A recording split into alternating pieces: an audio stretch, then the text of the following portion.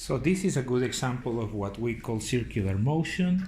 We can take this and make it go like that, and that, as you can see, is moving in circles. Simple enough.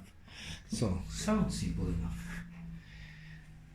The basic reason that we call this circular is because when you actually take a little piece of the surface and you make it move such that, like that little post-it there, you make it go in a circle, and it's pretty clear that you're describing a circle that is quite smaller than the equator actually.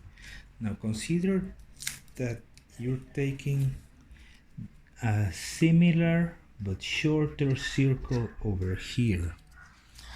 Now if we make this go around, you could see that the period is the same, the frequency is the same, they both finish one full cycle in the same time, but certainly one of them is going faster than the other. Which one goes faster? The one that covers more distance in the same time. So you will guess correctly that the one that is going faster right now is the pink one. Now let's take a yellow one and put it over here, just at the edge of visibility. Now if we make this go around again, you could see that the yellow one covers a larger circle, and therefore it should have a larger speed. If you measure the speed in meters per second or centimeters per second, the yellow one has a greater speed, the pink one has less, the orange one has even less.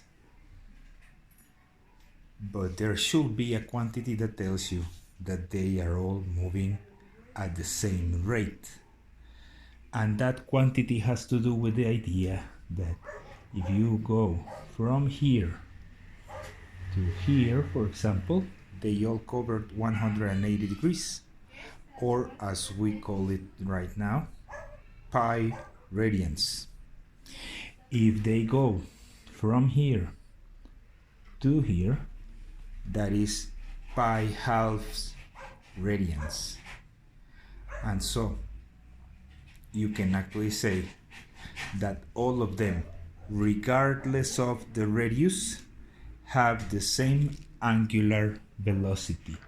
Angular velocity. The angular velocity then is the same for all points on Earth's surface, even if a point in northern Russia is going a lot slower than a point in India, or a point in northern Canada is going a lot slower than a point in Mexico. And so the question would be, where do you have the slowest possible angular velocity? And the answer is nowhere, because the angular velocity is the same everywhere. Now, where do you have the smallest possible speed? Yeah, that's easier.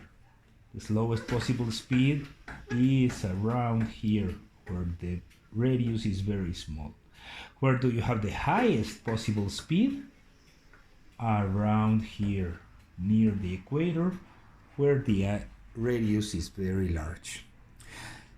So the basic conclusion is this: angular velocity, that's the same for everything.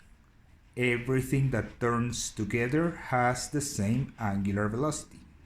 Linear speed in meters per second, that's different for each point depending on the radius.